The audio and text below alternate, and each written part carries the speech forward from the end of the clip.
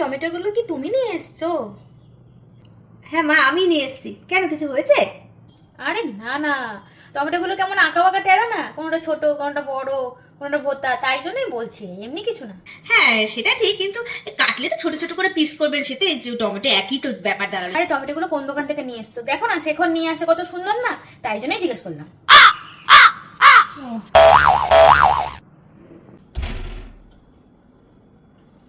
টমেটোগুলো কোথায়? টমেটোগুলো কি শেষ হয়ে গেছে এত তাড়াতাড়ি?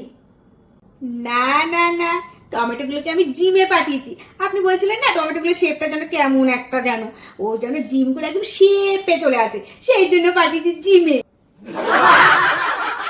ওদের জামা কাপড় বুটিকে তৈরি করতে দিয়েছি, কারুরটা পেছনে ফিতে বাঁধা, কারুরটা পিছুটা ব্যাকলেস, কারুরটা বোট নেক, আর একজন যেটার মুখটা এরম ছিল না টমেটোটা, তার তো আমি ভেতরে অস্ত্রটা নেটের দিয়েছি, যা দারুণ লাগবে না মা।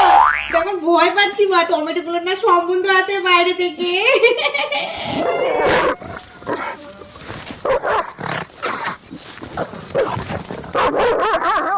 ওইখানেই আছে বাটিটা, একটু সরান, একটু ওই বাটিটা সরালে টমেটোর প্যাকেটটা ওখানেই পাবেন।